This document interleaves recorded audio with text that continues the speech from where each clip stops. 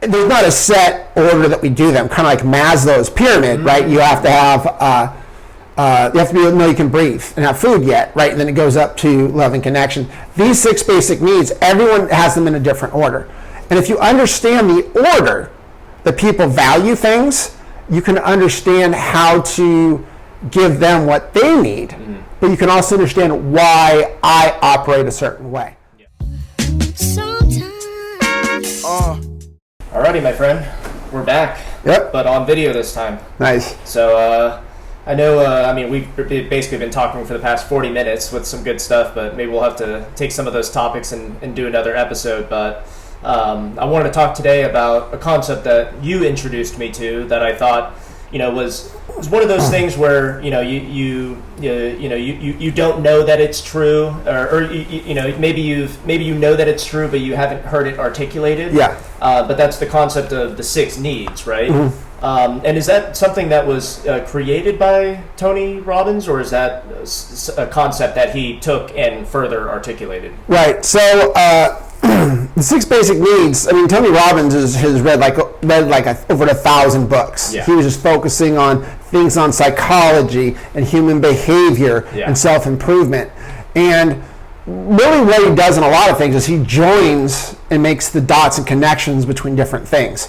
So the 6 basic needs is really a combination of Sigmund Freud and Abraham Maslow. Okay, I was going to say the Maslow hierarchy of needs. Right. And he really brought the concepts together. And it's how they shape our personality and spiritual fulfillment. Yeah.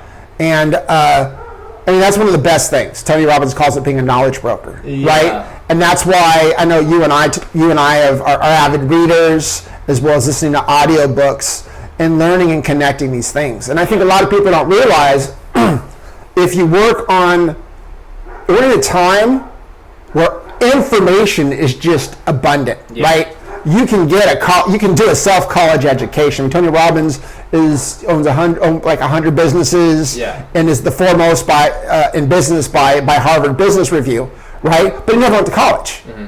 Why? Because he focused on his mind. And I heard a question that Tony Robbins actually asked. What's his name? I'm drawing a blank here, but one of the foremost in business finance. And he asked him, he goes, what's the best investment you ever made? Warren Buffett, maybe? Warren Buffett, yeah. Warren Buffett, he goes, ask him, what's the best investment you ever made? He goes, in my mind, my self-education. Why? Because that's something no one can take from you, right? I can lose my house in a fire, I could lose my car, I could lose my job, whatever. But you can't take what's up here. Yeah. You can't take what's in your mind. Yeah. And so that's really the investing. And so that's where Tony got it. And of course, that's what I'm really doing, is taking it. But it's the difference between knowledge and wisdom. Knowledge is knowing, right? It's like knowing how to clean a window versus understanding, maybe doing it. Got it. The application of it. The application of it. Or knowing how to apply it. Almost. No, it's the actual applying it. Because, it's kind of like skydiving by, it's like, taking a YouTube video and, okay, I know how to skydive because I've seen the instruction video. Or I know how to drive. Yeah. Right? Yeah. That's all the videos, now I know how to drive. No, there's a reason why we make, like my teenagers have to go out there and physically drive for so many hours before they get the license. Yeah. And so you don't really know it until you do it and then you teach it, but that's the next phase. But you have to physically apply. Sales. Yeah. Yeah. I've read all the sales books, so I know about sales. I've watched enough basketball, so I know how to play basketball. Right. Yeah. And so I think that's really the big thing, is taking that knowledge and applying it. Because I think a lot of people, they spend the money on courses that either they don't finish or they don't apply. And so that was a similar concept where, if I would watch a bunch of self-improvement videos on YouTube, right, a lot of the people making those videos say, hey, you can binge these all day, but you do have to take action at some point, or else it's all worthless in a sense, or else you're not really getting anything out of it. And I know that both with, and it was the discussion I had yesterday with my uncle, and we were talking about Christianity and Judaism, and in both those religions, it's not just enough to be Christian or to be religious. You actually have to act it out, and you actually have to, and that's why on a weekly basis, religious people are going to church or meeting with one another and reiterating or getting repetition on those best practices taught from the religion, or at least that's my understanding of it. And the other point I wanted to make that you touched on earlier was, we live in an era where people have so many choices in front of them that I've met tons of people who say, oh, well, I don't know what I want to do for my career. I just don't know what I'm good at. I don't want to go down path A and, 2 years and then I find out that I really hate it. And so it's like, so they have so many choices that they actually don't start anywhere. Right. And what I thought was great about the 6 needs is, well, how do you figure out what you're good at or what you're going to like?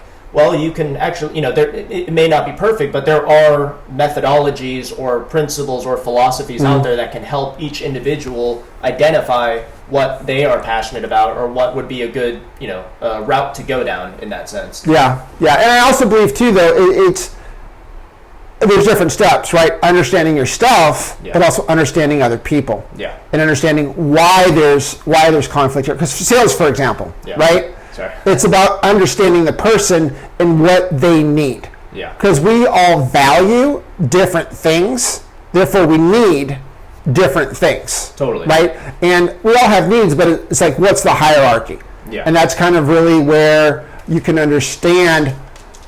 A lot of people go, oh, Tony Robbins, he's got a great. I'm not being paid for the Tony Robbins, but he's just one of the people that really has made me look at different things. And just like you were saying about Judaism and in Christianity, there's similarities there. But sometimes it's finding the person or teacher or book or methodology that really resonates with you. Mm-hmm. At that point in your life as well. Right. At that point in your life, I believe the truth is the truth no matter where you find it, because there's similarities all the way across. But getting back to the big Tony Robbins thing is, he's not just about motivational and he's the why guy, right? This guy's wealthy. Yeah. This guy's successful in business. This guy's got an amazing relationship. Why? How does it work? How does he do it? Yeah. Because success leaves clues. And if you can tone it down to a system, some things are an art, some things are a science, right? Like cooking is an art, but baking is a science. If you don't do the exact proper ratios or don't put, baking powder in there, it's not going to rise. And so it's really finding people that are successful, the biographies, and finding out what they did. Because it was just like working out, right? You see a huge guy, you go, well, what'd you do? Well, I ate like this, I worked out this often, these are the people I hung out with. And if you do that, you're going to get similar results, right? Well, that's kind of the thing, and if people do that, but the trick is making sure you find a source that's truly serving and ethical, and that's going to kind of lead into the 6 needs. I know we're not completely on topic here, but I think understanding this, that everyone on YouTube selling a product isn't trying to necessarily serve. You got to find someone that wants to serve and give with the right intent. Versus there's givers and takers in this world. And I find takers never have enough, but givers always do. Yeah. I like that.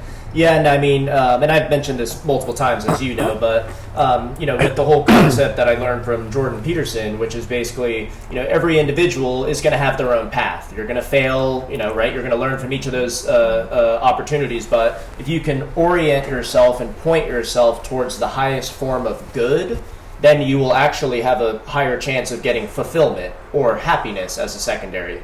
So basically in the same concept of, there's a lot of people talking about whatever they want on YouTube. They got their own podcasts. I'm talking about stuff that I like, wisdom, psychology, history, all that type of stuff, but doing it for the betterment of other people watching and or society or my community, right? So because of that element of this being a positive force for good, I actually do get a lot of fulfillment out of it, and I get a lot of good feedback from the people that I interact with, including yourself. Right, and that leads very well into this. Yeah. Because what's funny here is that if you really think about why people do things, right, like why you're doing this podcast, to really help and serve people, or why somebody works hard and they want a Ferrari, or they want that ideal significant other, or they want to join the military, and why do they do that? I mean these really lead into it, but all of us are searching for the same end goal, and I think a lot of people don't realize it. Is if I have all this money and I can buy this house or this car, I'll be enough, and then I'll be happy. Or if I help a lot of people, I'm going to feel happy. But what's funny is that I found that a lot of people are chasing things, whatever they're chasing or doing. When I have my PhD, I'll be significant, so I'm happy. I think the biggest thing I ever learned is that everyone's chasing happiness, and you don't need to achieve anything to truly be happy. Phenomenal book is by Desmond Tutu and the Dalai Lama, and it's called The Art of Joy, and it's really that you can be joyful and happy without all those accomplishments, but still achieve, right? I mean, because growth is really, if stagnation is good, heaven's a swamp, right? Growth is where we really feel fulfillment in doing stuff, but just realize that's why some people arrive. You ever like, oh, I'm going to do this, and then you arrive, and you're like, this is it? Yeah. I think people try to avoid the struggle, but it's really the struggle, the growth, where where the fulfillment and the happiness comes. Yeah, and that's Atomic Habits, right? Where it's not about what your goal is and the end goal, it's about the process to get there. So if I really want to be rich, that's great, but that doesn't allow me to get to the path of being rich, right? But if I can identify a job that I like and a hobby that I like that can also make money, then I'm enjoying each day, and I have a reason to get up, and I actually enjoy getting out of bed every day. Maybe 5 years from now, I have a lot of money because I had a sustainable system that I enjoyed doing and allowed me to get through that 5 years of heavy work to become wealthy, or to get wealth in that sense. Right. And I think one of the major misconceptions that a lot of people have in their day-to-day thinking is, okay, well, I have a goal of making 200K, right? Okay, that's a great goal, but where people go wrong is they say, okay, well, I'm not going to be happy until I get to 200K, or until I make that, or until I do this. But in reality, you have to be happy and satisfied with yourself today, knowing that you are on the path to where you're going to be. So you're not accepting who I am. I'm not saying that, hey, I'm happy with who I am and therefore I don't need to take action. No, I'm happy with who I am today, but because I know that I have a plan in place, and because I know the direction that I'm heading in is fulfilling and will make me feel fulfilled. Yeah, and I think the other thing too, though, is people's understanding of it's not just the process. It's who you have to be and who you become in the process. Like, we've all run into struggles, and I know some struggles you've been through, and especially your mom who was able to come from communist Vietnam side right to the United States. I mean, that's a different struggle. That's a different perspective, and it's who she had to be to get there. I think a lot of people look at a thing and go, okay, well, when I have the job, right, when I'm a successful businessman, they think it's like, I will do what I need to do, right? I'll be a successful businessman. That's who I am, right? And then I'll have all the money, and then I'll do what a businessman does. But it doesn't work that way, right? You have to be and think about and do the things, right? It's be, do, have. I need to be in the mind. I need to think like, if I want to be successful finance or businessman, right? I need to be the businessman first, in my mentality, in my thought, right? Yeah, identify as that. Right, and then do, that's a perfect way to say it, and then do what that businessman would do, and then I'll have. But I think a lot of times people go, oh, it's the journey, right? Once I have it, right? Yeah, then I'll be it, then I will do it. And so it's just the wrong order, and that's why some people don't succeed because they don't do what that guy would do, right? The salesman makes the 100 calls. Yeah. Right. And that's why mindset is incredibly important, like we were talking about. I mean, you can go through different, forms of failure and forms of adversity throughout life, but if you can better understand these things, then maybe you can do it with less stress, or maybe you can do it with less mistakes if you're doing it right? Right.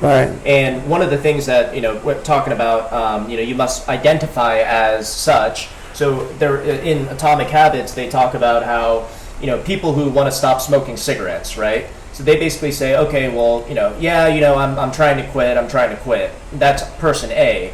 Person B, who's going to be a lot more effective, is someone who says, oh, I'm not a smoker. They've identified as someone who doesn't smoke versus identifying as someone who smokes but is trying to stop. Huge difference in your own mindset. It actually makes it a lot easier to not smoke if you identify as a non-smoker. Right, and I think you nailed on a key word. And I know a lot of people work with it. They don't think the words matter, right? I'm trying versus I am. Because whatever you put I am in front of, you become, right? I mean, even you go back to the Bible, right? I am the Alpha and the Omega. I am the beginning and the end. Yeah. So whatever you put I am after matters. This is why incantations, right? Saying, I am strong, powerful, like loving, harmonious, and happy, right? I am rich. I am successful, right? Those things are different than, I'm trying to be successful. I'm trying to be happy. I'm trying to... you know what? I should do this. Yeah. I should do that. Almost mentally crippling yourself. Right? Yeah. It's not like I should make the 100 phone calls as a sales guy. Yeah. No. I must. When we don't get in life what we want, we get in life what our standards are. If you know someone that's super physically fit, it's because their standard is they work out and they eat every day. You know someone that even fluctuates in weight, they have a top end and a bottom end. The second they get there, they don't gain any more weight. Why? Because they must not. They have a certain standard. Some people live in a super big house. Why? Because that's their standard. They're never going to go back to maybe the poverty that they had. So we get our musts, and we get our musts saying, I am not a smoker, not I'm trying. Because if you're trying and using those words, then, then you're not there yet. Well, no, I tried, right? I mean, the people that fail always talk about how they tried. But the athlete that gets up, like saw a phenomenal video of this lady that fell during like it was a competition, track and field, right? Not right on how many yards, but it was one of the longer runs, right? Okay. And she fell. She was in the lead. She fell, and so they kept running. She actually got tripped, and she got up. And it looked like her teammate was going to win, and she ran and made that up and barely won. Why? Because she must win. She didn't try, or I tried and I got tripped. Yeah. Oh, wow. Yeah, it's almost like a mental hack. You're almost tricking yourself into thinking more effectively when, in times like that. And I feel like so I think that's a good segue into the 6 needs itself. So, but first I think, or at least a more common example that people understand is the Maslow hierarchy, right? And I don't fully know each of the steps, but my current understanding of it is, if you are someone who on a day-to-day basis, you don't know what you're going to eat, or you don't know what kind of shelter you're going to have, that's priority 1. You're not going to think about, finding fun hobbies to do on the weekend if you can barely find what to eat that day. Right. Once you've secured consistent food and shelter, now you can focus on what would be next. I don't know if you know the Maslow hierarchy. Yeah, and not everything off the bat, but then there's things like love, connection, right? And then maybe, fun, right, above that. And then self-enlightenment, right? And really understanding everything at the top. I think my favorite understanding of the basic needs, though, is that, have you ever been to the beach and been like hit by a wave and you're being held under the water? I guarantee you're not thinking even about food or shelter. Yeah, true. Right? Yeah, you're trying to get out of that situation. All you want to do is breathe. Yeah. And so, there's definitely a hierarchy of needs there. Yeah.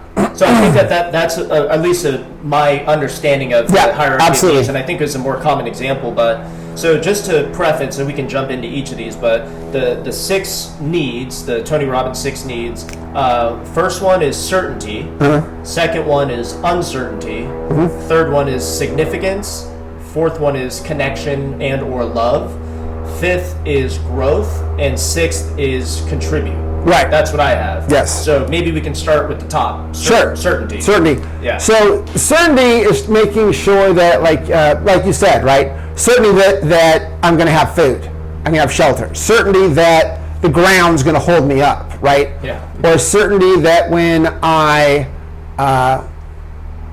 come home, right, I'm going to be safe. Or when I come home every evening, my wife's going to be home, right? Versus not knowing. Because if I don't know where my wife is, or the ground, that's going to... Yeah, an immediate concern. Right, and that's also sometimes things that but it comes down to... Certainty can also relate not just positive things, right? But certainty can also relate to things that are negative, right? That'll change my state because maybe I feel bad. Maybe it's food. Maybe it's alcohol. I'm certain that when I've had a bad day and I get home, when I drink some alcohol, right? It's going to change my state and make me feel better. That's a different level of certainty. So there's all different types of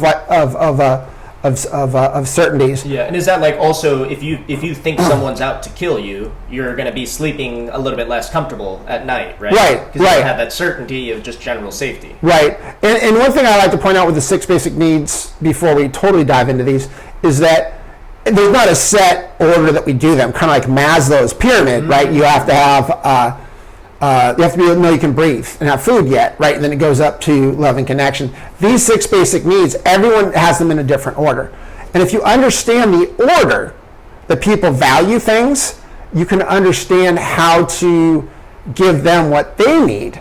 But you can also understand why I operate a certain way. Yeah. So, and that's important. But yeah, the first one is certainty, but this order can go in anything. Gotcha. And really the first 4 are what we call the basic needs, right? Certainty, uncertainty, love and connection, and significance. The last 2 are more the spiritual side, right? Growth and contribution. And so, but everyone has to fill the 4 basic needs. Yeah.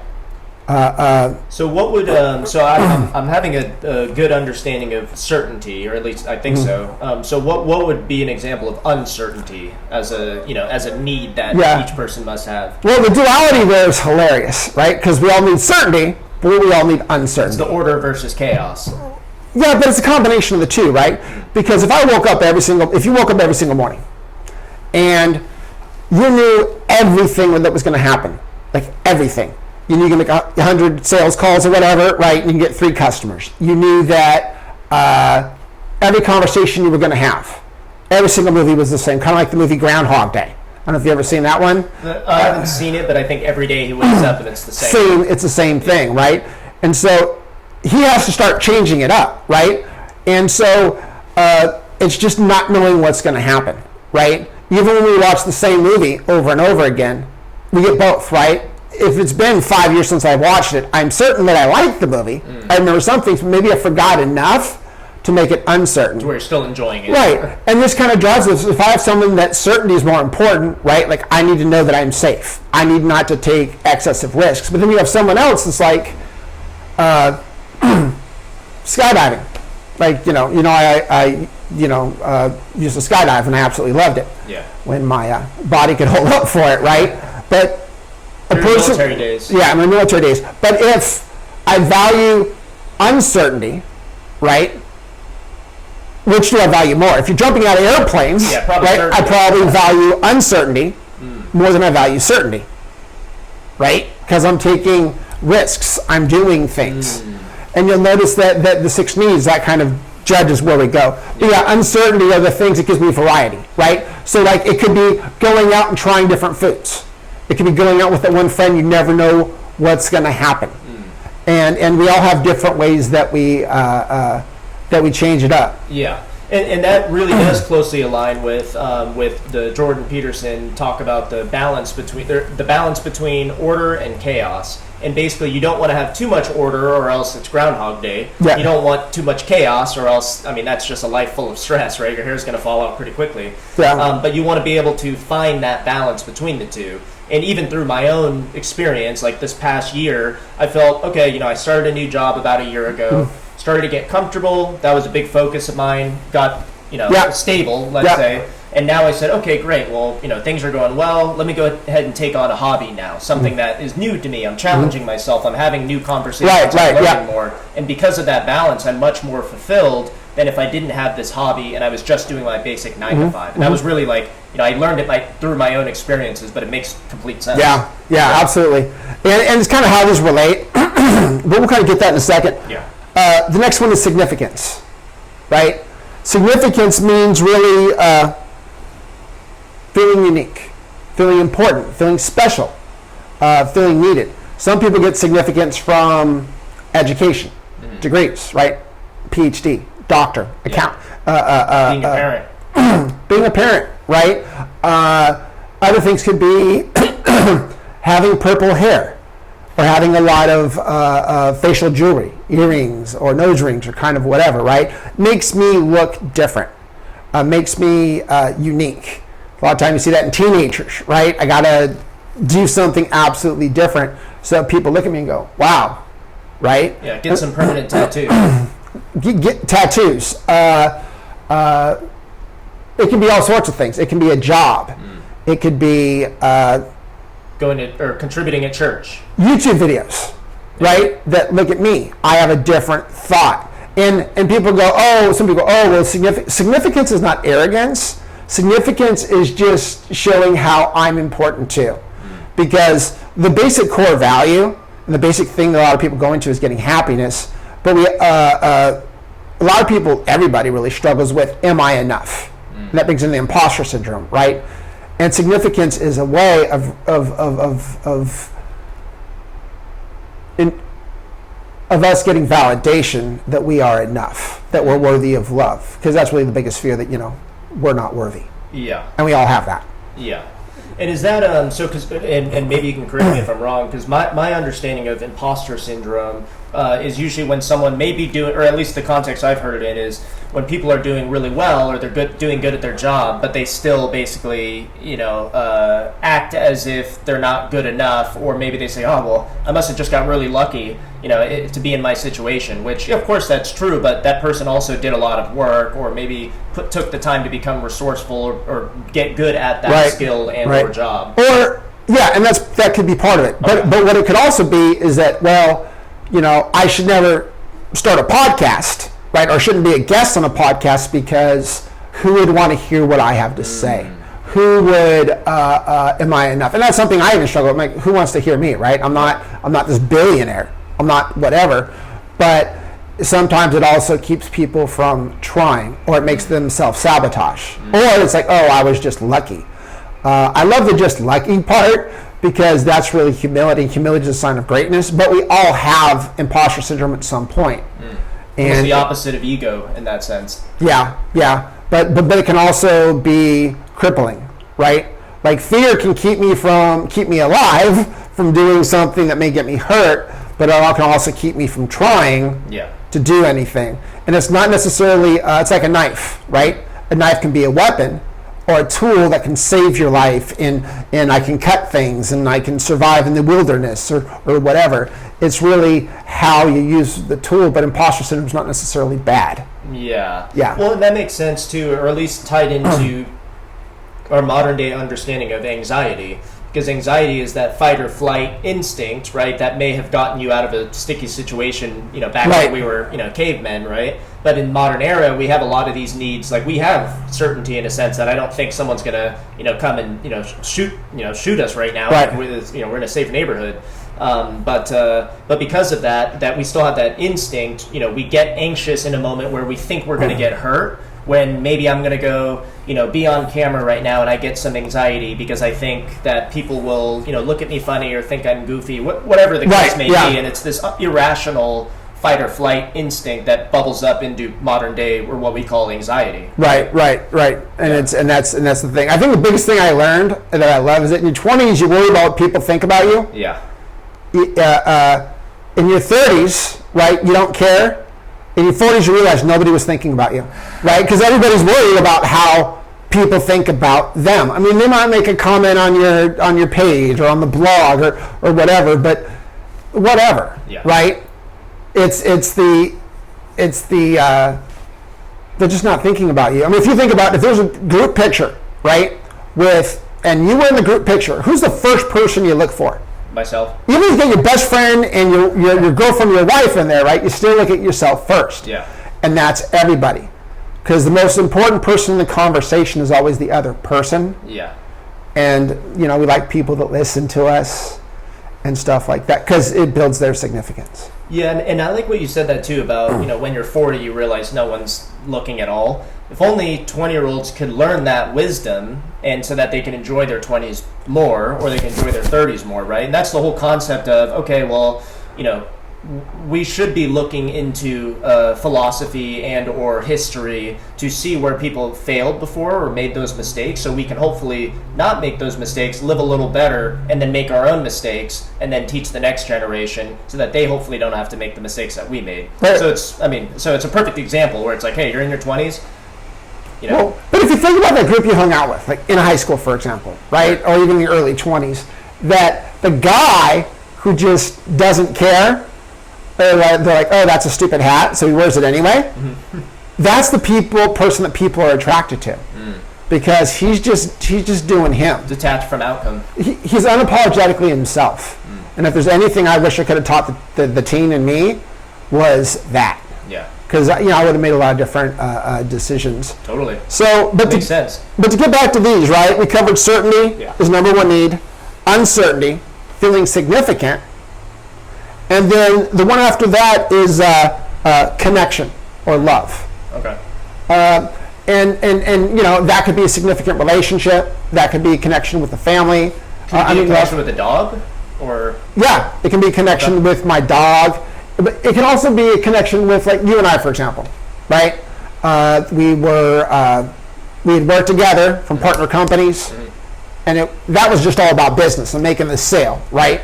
But then we had a good connection that carried over into friendship, and me being on the podcast and supporting each other. Yeah, now we hang out every week. Right? Yeah. And so it's those dynamics of connection can be in any way, but even like in the jails, for example, I mean, they've done research on this. So when a person's in solitary confinement, because we're social animals, right, it affects their mental health. Yeah. They actually look at it as a form of torture beyond a certain point, right? I can be home for the day, but even introverts, eventually they go out there. So we're pack animals. We need each other. We need human interaction. Social creatures. I mean, even if you look at, I don't know if you've ever heard of failure to thrive syndrome of babies, but babies in orphanages, right, when they would just take care of their basic needs, right? Feed them, change their diaper, put them back in the crib, and they got a bunch of them in the crib, but they wouldn't pick them up and hold them. Babies would literally die from the lack of love. I think there was that study in Russia or Ukraine or something? I don't remember where it was, but yeah, it was sort of orphanage. Some sort of orphanage there. And so I mean that just shows the importance to that, right? Yeah. Of just being able to get a hug. Or when we're going through a hard time, right? Just a hug. Or someone just, hold my hand, or being in my presence and saying, hey man, I care.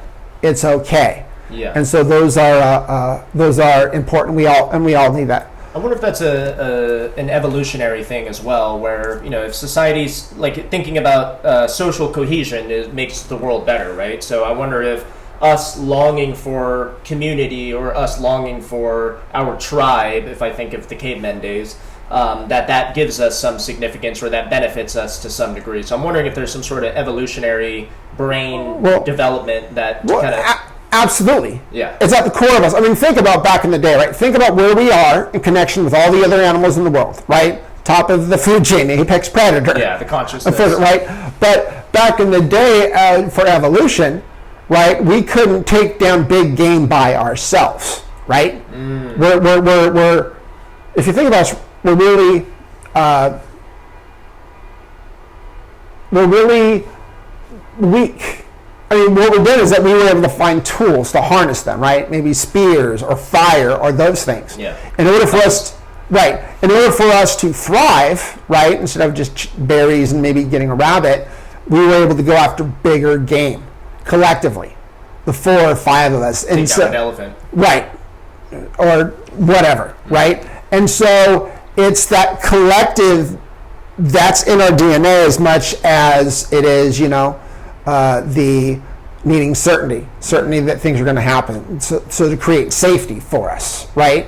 If back in the caveman days, like the fear and stress, right? Yeah. If the bush shaked and then, the lion jumped out and ate you, right? I'd be like, okay, well, let's not, when the bush shakes, my friend and I will remember you. And we'll, the end goal is survival and reproduction. I mean, those are the 2 basic human motives, right? Right. Yeah. And so that's how it's a basic need, and we're a pack animal, and that's how we survive.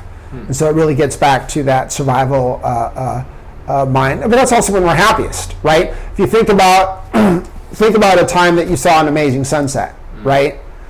And a lot of times the first thought is, gee, I wish my significant other was here, right?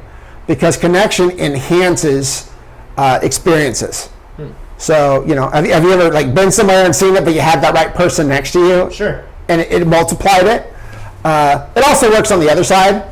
So with someone that you don't like? Or if you're having a hard time, and then someone, that you care about makes it worse, you can also be dropped even further.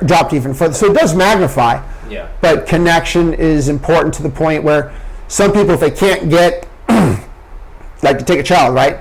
He doesn't get the attention of his parents doing the good things. So he'll do something bad to get that attention. Yeah. And that's still connection, right? So and that concept, I feel like just putting myself in those shoes, I feel like there's been times where, let's say I go out in public and get into some brief argument with someone. It's like, who cares, whatever, right? But if I get in some even less argument with a sibling or with my parents, then it's like, okay, that actually makes me feel crappier. Yeah. Because of that connection that I share with them. Yeah, or better, but at least you're still connecting. And so I think that's really one of the other basic things. Of course, we all want the positive connection. Yeah. Next on the list, so we had certainty, uncertainty, significance, connection. Next one is growth. Now, like Maslow said, right? You need to be able to breathe and know certain things. You need to, you have to meet these 4 needs, and those are really the basic needs. And then there's and assuming you have those covered, you're fairly fulfilled. You can take things to the next level now. Right. Okay. So the next one is growth, right? And growth can come in all types of ways. Growth can be through adversity. Through adversity, through trying again and again and again to get that. It's the pursuit. Like you and I were talking about the journey. It's going to school. It's going to college. It could be like you and I listening to books. The people watching this podcast, right? They're like working on growth and learning.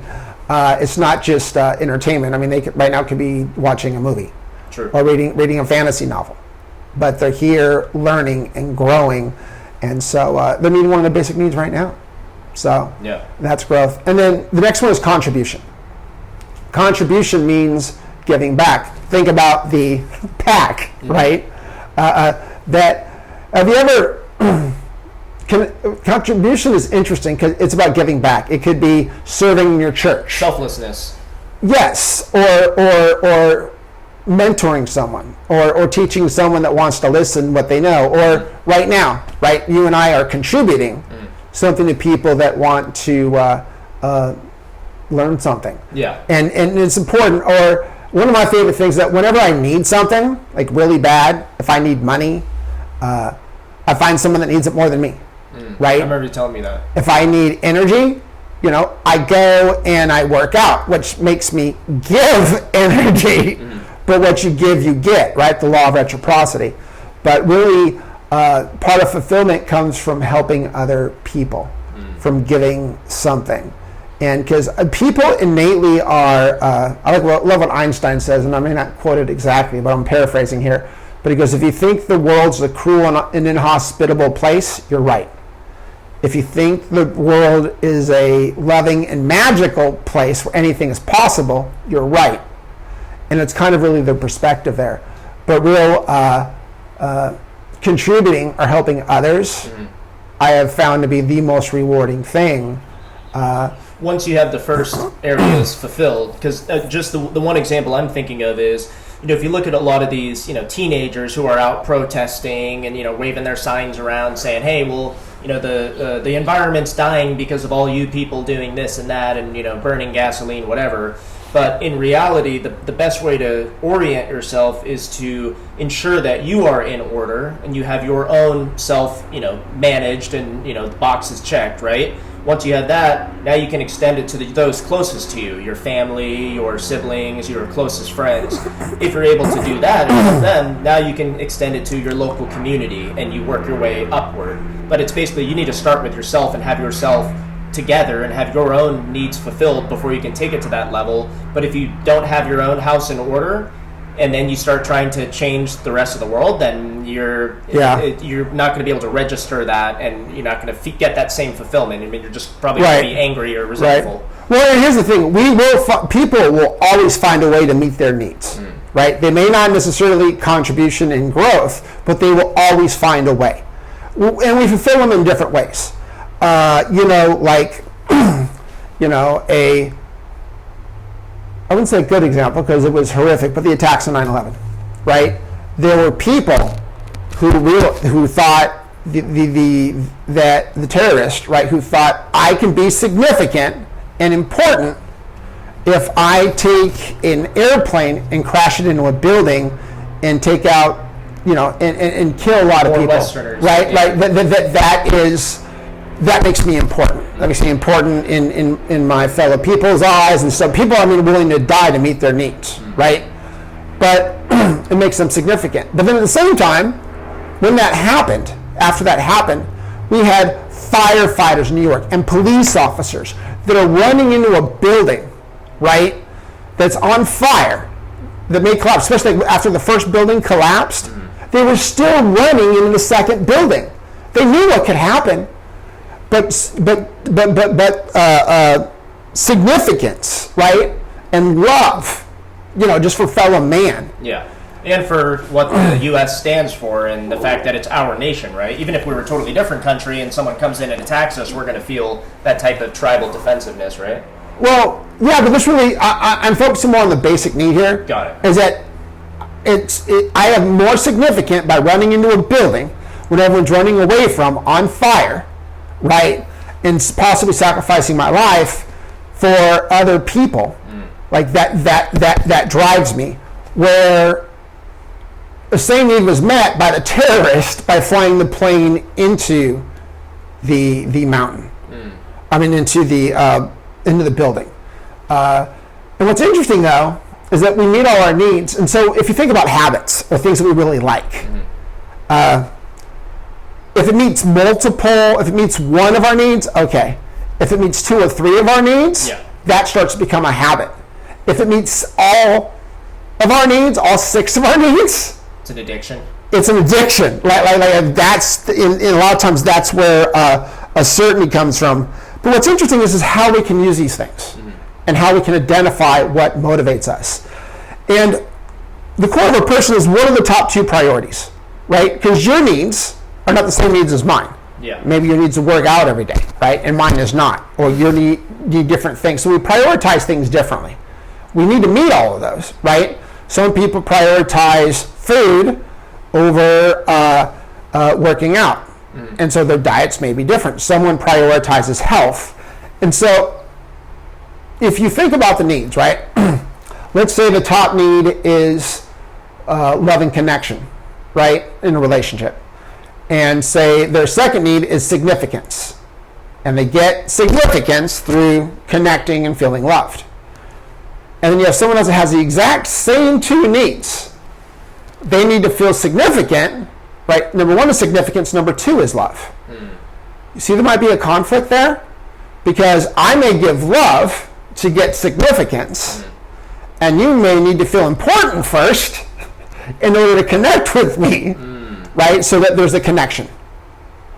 And so it's really that people have it, but if you can identify what's important to them, right? Like what's important to yourself, like you were saying, right? Because if you can understand your own hierarchy of needs, then you can go figure out a way to use that to build a plan for yourself, or identify a career, identify a hobby that makes you feel more fulfilled. Right. But also it helps me identify where conflicts are with people and what need I need. For example, often, sometimes women, the number one priority is security, right? They need to know the mortgage is paid. They need to know that, right? And then they can go to the second need, which may be love and connection, right? Like I know someone like that, right? If the bills aren't paid, we're not connecting. I don't want a hug, right? I don't want whatever. I don't have a friendly conversation. I need to know the bills are paid. But then, that one thing we call them free spirits, right? The adventures. I want to jump out of an airplane. I want to do this and that. And the people that, so what would their, uncertainty would be, right, would be their number one, right? And then maybe their number two would be doing it with a certain group of people all the time. And so what need does that fill? The love connection. Love connection, right?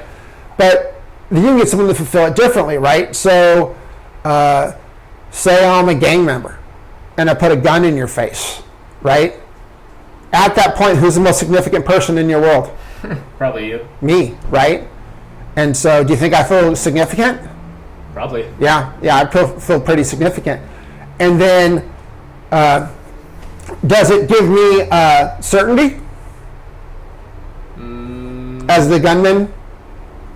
Maybe more than myself. Yeah. Oh, I'm certain you're going to be scared. Yeah. Right? I'm certain I'm going to be significant. And then does it give me uncertainty? Probably, because you're posing a threat on someone, and I may want to protect myself. Right. So I don't know what's going to happen. Yeah. So that's exciting, right? And then but those are the things. Some of them meet, three needs with that. And that can also even make me significant because I get respect from people in my gang for what I did, right?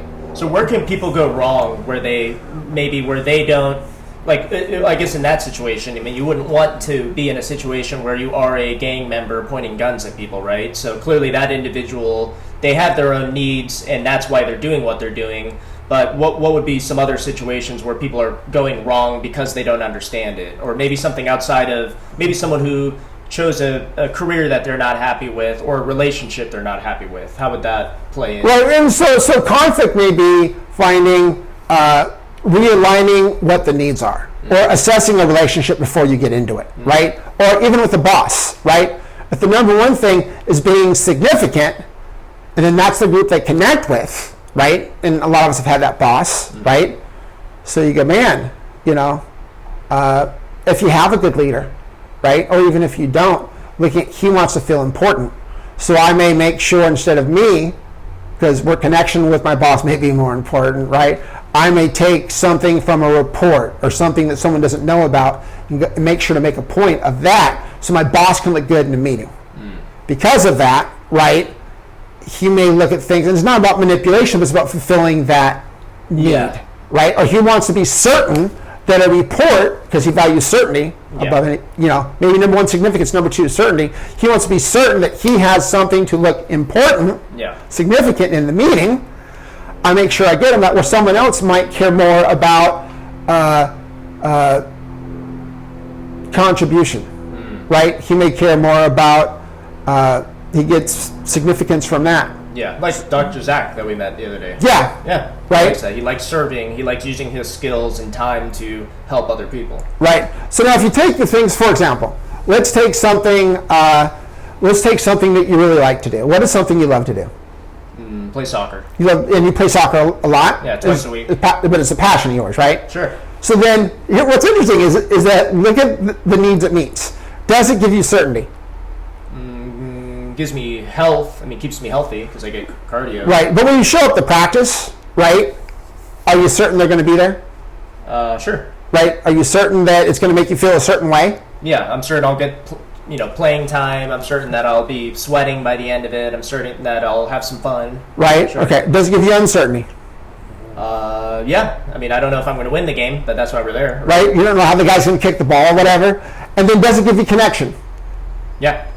It's a team sport. Get to play with my friends. Yeah. Right? And so and that's something you have in common that I don't have with them if I met them, right? Yeah. It would be we'd have to find something else. Makes sense. Does it give you growth? I guess so. I mean, I guess I get better every time I play. Right? Learn new things. It gives you growth. Yeah. And do you feel that you contribute? Yeah. I mean, I'm organizing the two teams, to where I pay for it, people Venmo me, and we all have a blast every week. Right. Yeah. And so then that's one of those things, and it's because you believe and it meets those needs that you do it. Now, what's something you don't like?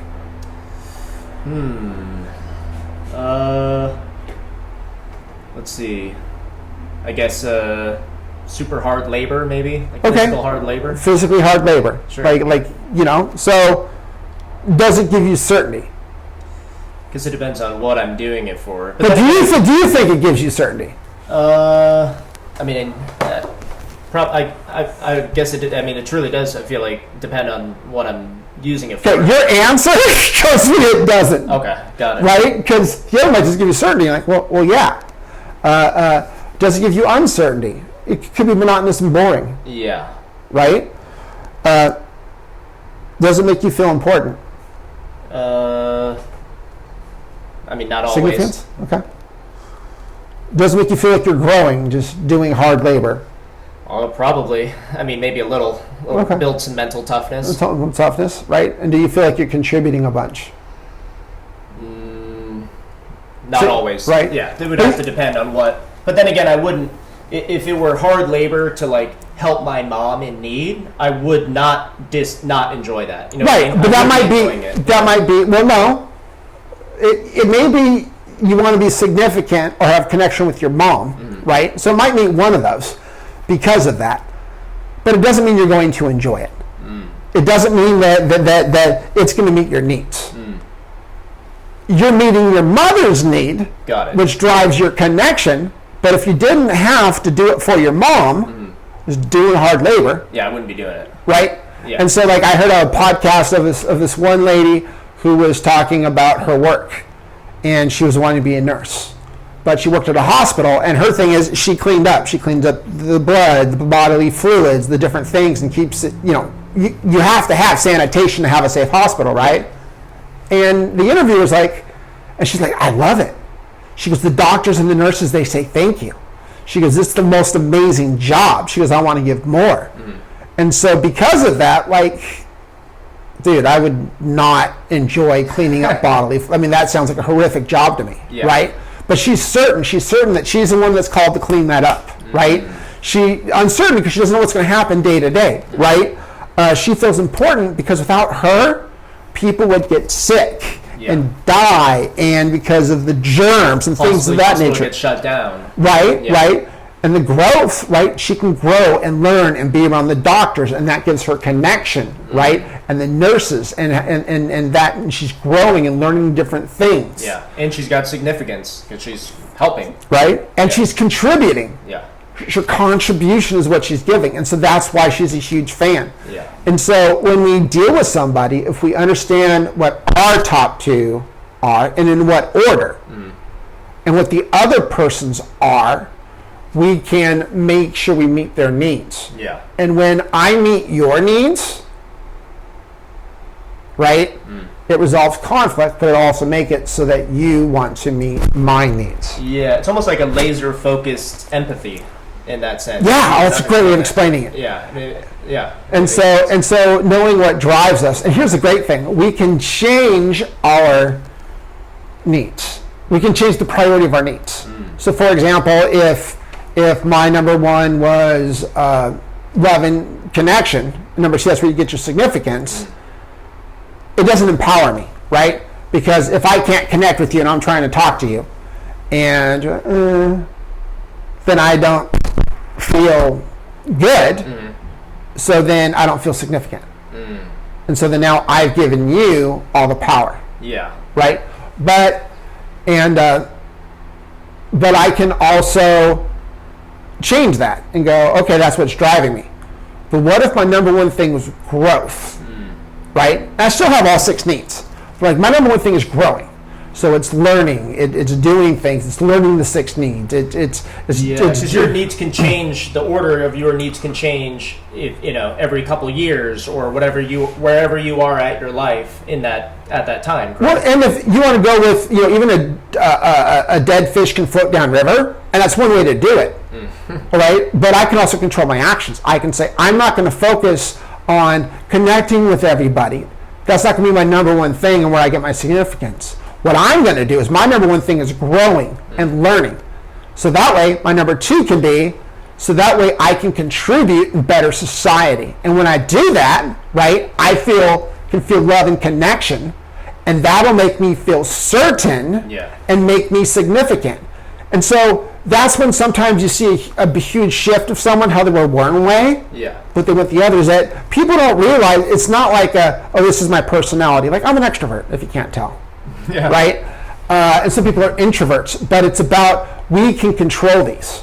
And when you realize that, like I was able to shift mine, I was able to be more in control of my emotional state, because if I don't have connection with somebody, you know what, that's okay.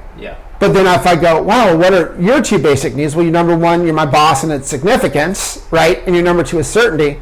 Well, I can grow and learn how can I empower my boss and give him these needs, so that, because at that point he tends to help everybody. And so then that way I'm giving contribution and growth. So we are in charge. We can be in charge of that if we so choose. But the reason people don't is they're just not aware. Because I was going to say, like, the biggest takeaway for me, and hopefully those who are watching, is we should better understand what those 6 needs are objectively. We should also understand how those 6 needs are applied to ourselves, or what our own 6 needs are in the hierarchy of that. And once we master that, we should try to understand what other people's priorities or needs are, so we can better empathize and work with them. Right. And an example of that would be, if I understand what my boss's needs are, I can better serve him to where he hopefully values me more, and I get more fulfillment out of that, and he gets more fulfillment out of our relationship. Right? And it reduces conflict. And you don't need to know all 6. I need to know the first 2 and in what order. Right? Okay. And so that's the key thing. So when I meet somebody, and like our friendship, right, I know connection is important to you. And I believe significance is important to you. Now, do I know what order? My guess, and I'm learning this over time, right? 1 is connection, 2 is significance. So my old ones were connection and significance, and those are very high on me, right? Well, because of that, you and I are able to connect well. This is why we're good friends. This is why we enjoy being around each other. And it's very easy. But if your number 1 was certainty, and your number 2 was connection, there might be a little more conflict. I might have to figure out more things. But if I made you feel important, right? I mean, you know what? That's a great idea. Or really just kind of gave positive feedback or listened, then we could connect and do whatever. And so it reduces conflict, but also helps us connect with other people. And then that's where, and it doesn't have to be someone that's the same. It just have to be me understanding, because I may really like you, but not be able to connect. So it reduces conflict, but also increases probability. And we like to be around people and help people that we like. And that's human nature. I love it. So once again, just to summarize, certainty, uncertainty, significance, connection, growth, and contribution. And